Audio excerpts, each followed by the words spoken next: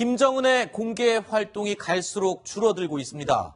올해는 지난해보다 30% 정도 이 공개 활동이 줄었다라는 이야기가 나오고 있는데 집권 이후에 가장 적은 수치라고 합니다. 어떻습니까? 네. 이 김정은이 북한에 이제 전면에 등장한 시점이 2012년이었는데요. 네. 2012년에는 대외 공개 활동이 151회였습니다. 네. 그러다가 2013년에는 200회를 넘겨서 212회 공개 활동을 했는데 네. 그 이후인 2014년부터는 점차 공개 활동 수가 줄어들더니 지난해에는 100회도 안 되는 이게 93회로 역대 최저치를 기록했다고 합니다. 글쎄요, 세계적으로 본인을 굉장히 알리고 싶어하는 김정은의 성향상 왜 이렇게 두문불출하는지 의심스러운데 이유가 뭘까요, 안찬일 소장님? 그러니까 지금 참수 작전이 두려워서 숨는 걸까요? 아니면 또 다른 도발을 준비하느라고 정신이 없어서 그런 걸까요? 아마 제가 볼 때는 올해부터 이제 급격하게 줄여드는 건 결국 이제 지적하신 참수 작전. 네.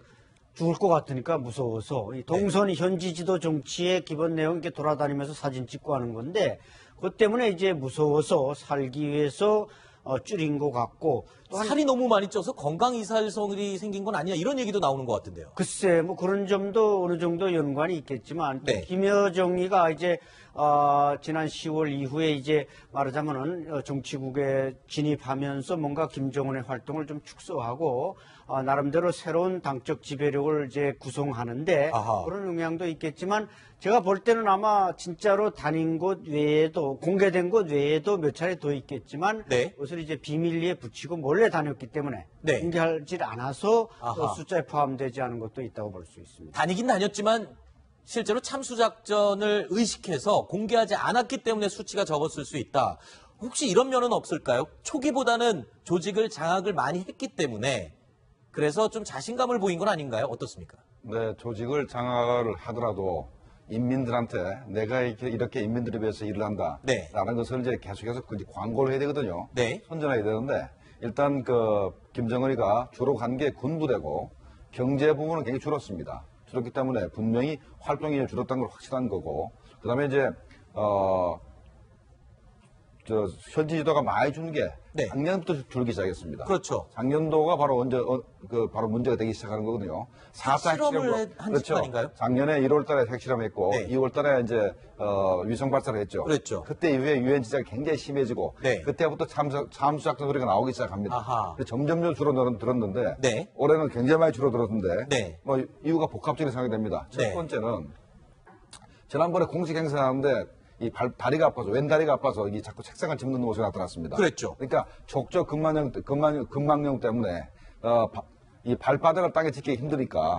그래서 아마 거동이 불편해서, 이 현지도가 줄어들 수가 있고. 그 다음에 또 하나는 아까 우리 안찬일 선생님이 얘기했듯이 실제로는 군부대나 이런 걸 더 많이 방문했는데. 그거를 숨기기 위해서 보도 안 할 수가 있는 그런 측면도 하나 있습니다. 실제로 그나마 얼마 되지 않는 이 공개 활동 행보 가운데 집중된 곳이 바로 군부대 방문이었어요. 주로 또 미사일과 관련된 이런 부대들을 많이 방문했군요. 이제 올해 93번의 대외 활동을 했는데 41번, 즉 한 40% 이상을 군부대를 갔단 말이죠. 그런 것은 군부대를 특별히 많이 간 게 아니고 다른 데가 줄어들었기 때문에 군부대 방문의 비율이 올라간 것이죠. 그런데 우리가 이제 최근에 계속 봤지만 일주일씩, 열흘씩 진행됐거든요. 그것만 다 빠져도 그 기간 앞뒤로 해가지고 전혀 움직일 수가 없는 것이죠. 그런 것들 때문에 아마 저렇게 못 움직였지만 자신의 권력을 이어가기 위해서는 군사력을 다독여야죠. 알겠습니다. 우리 정보 당국도요, 이 참수작전 때문에 김정은의 행보가 줄어든 것이다라고 파악을 하고 있습니다. 자기 전용차는 벤츠인데 간부들한테 선물한 렉석스를 주로 이용하고 할 정도로 한미의 참수작전에 대해서는 신경을 많이 쓰고 있다. 김정은의 벤츠 사랑은 정말 유명합니다만 간부들에게 주어진 렉서스 차량을 이용한다. 이건 무슨 뜻입니까? 그러니까 어떻게 보면 이제 위장을 하기 위해서 김정은이 타고 다니는 차량은 계속 추적을 할 거 아닙니까? 그렇죠. 그러다 보니까 추적당하지 않을 가능성이 높은 이제 측근 차량을 이용한다는 건데요. 가장 상징적인 장면이 최근에 있었던 김정일 어떻게 보면 이제 자신의 아버지 아닙니까? 자신의 아버지 6주기 참배를 혼자 했거든요. 금수산궁전에. 그렇습니다. 그러니까 왜냐하면 다른 당 간부들은 다 모여서 참배를 했는데 혼자 참배한 이유는 뭘까요?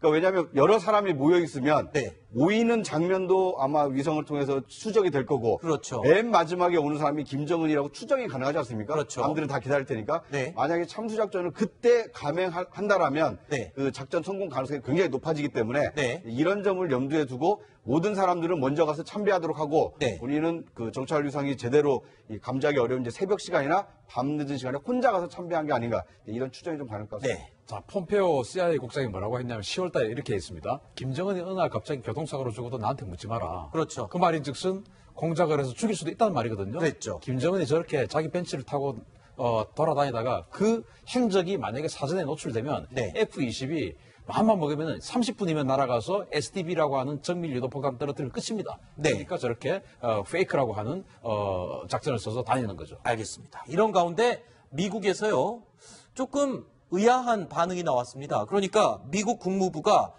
지난 박근혜 정부의 개성공단 폐쇄 결정을 지지한다라고 입장을 밝혔습니다. 그런데요, 좀 오래된 일입니다.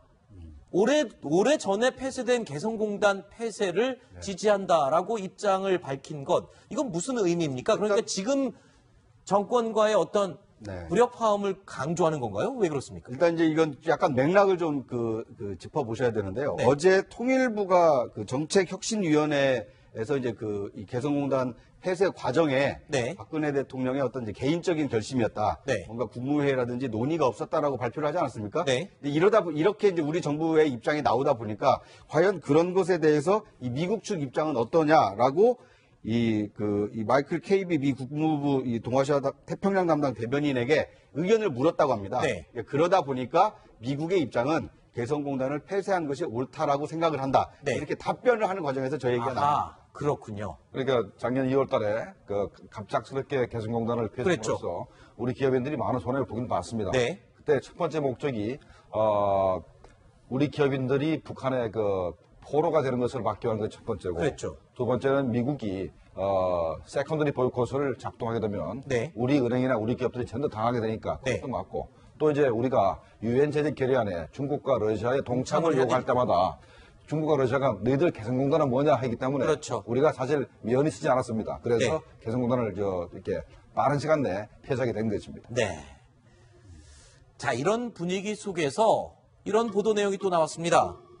북한의 핵 과학자가 남한으로 망명을 시도하려다가 중국에서 체포돼 북송됐다. 그리고 또 스스로 목숨을 끊었다. 이런 보도가 나왔습니다. 어떻게 된 겁니까? 이 자유아시아 방송이라고 해서 이제 이 북한 소식을 전하는 방송인데요. 그렇죠. 그 방송의 보도에 따르면 북한의 핵 과학자가 한국으로 망명을 하려다가 중국 공안에 체포가 됐었고요. 네. 그래서 강제 북송됐는데 네. 그 이후에 감옥에서 이 독극물을 마시고 이게 자살을 했다는 겁니다. 네. 그러니까 일반적으로 이제 잡히게 되면 몸수색을 하게 되는데 그렇죠. 이 몸수색에도 불구하고 이제 독극물을 지니고 있었던 것으로 지금 추정이 되고 있습니다. 네. 뿐만 아니라 자유아시아 방송 보도에 따르면 이 자살한 북한의 핵 과학자는 국가과학원 물리연구소의 이 실장급 간부였다고 합니다. 네. 평소 연구에 대한 이 불안감을 호소를 했다라고 하고요. 네. 정신 불안 증세를 보이기도 했다고 합니다. 안 소장님, 지금 북한의 분위기로 봐서는 핵과학자라고 하면은 굉장히 우대를 받고 존경받고 그리고 속된 표현으로 그 안에서는 잘 나간다라는 대우를 받아야 되는 사람 아닙니까? 그런데 왜 한국으로 망명을 시도했을까요? 글쎄, 저 사람은 아닌 게 아니라 국가과학원 이제 아마 핵물리연구소 정도로 이제 평성에 있는 네. 과학원 그 단지에 있었을 텐데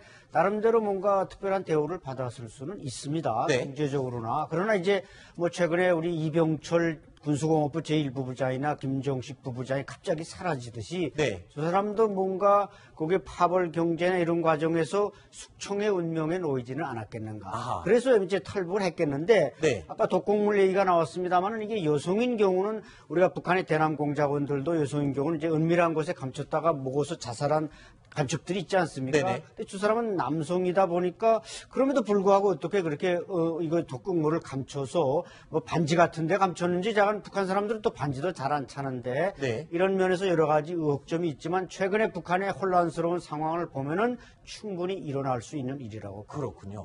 아마도 이 사람은 핵융합을 연구했기 때문에 네. 아마 북한 수소폭탄을 만드는 기본 지식을 그렇죠. 전부 다 제공을 했을 겁니다. 네. 아마도 개인적으로 북한이 수소폭탄을 가지게 되면 우리 민족한테 어떤 일이 벌어질지를 굉장히 괴로워했을 것 같아요. 아하, 과학자의 양심의 가책을 느꼈을 가능성이 있다. 그래서 불안감과 정신 불안 증세가 네. 그래서 나타났다고 보고. 실장님, 저는요, 실장님은 그렇게 보셨는데 저는 이걸 어떻게 또 보이냐면요.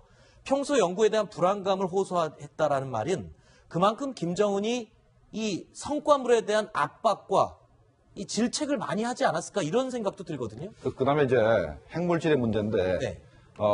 이 양반이 핵무기를 연구하는 사람이기 때문에 아마도 흥미량만 가지고 네. 사람을 죽일 수 있는 핵물질을 가지고 자살했을 가능성이 있습니다. 그거는 아마도 손가락 끝에만 조금 묻어서 빠르게 대도 죽을 수 있는 그런 물질일 가능성이 있습니다. 저도 이 황 차장 생각에 약간 동의를 하는데요. 네. 연구에 대한 압박이 좀 심했다고 하지 않습니까? 그렇죠. 지금 북한이 그 핵실험을 하고 미사일 그 개발을 하는 것은 이 목적은 하나 아닙니까? 네. 이 ICBM급 미사일에 이 핵탄두를 장착을 해서 이제 완성하겠다는 건데 그런데 핵실험을 지금 6차까지 했는데 과연 소형화 경량화가 이루어졌느냐. 네. 그게 이루어져야만 이제 ICBM에 그렇죠. 탑재할 수 있는 거 아닙니까? 네. 그것에 대한 그 연구 압박이 굉장히 좀 심하지 않았을까. 이렇게 추정해 볼 수 있지 않을까 하는 생각이 좀 듭니다. 알겠습니다.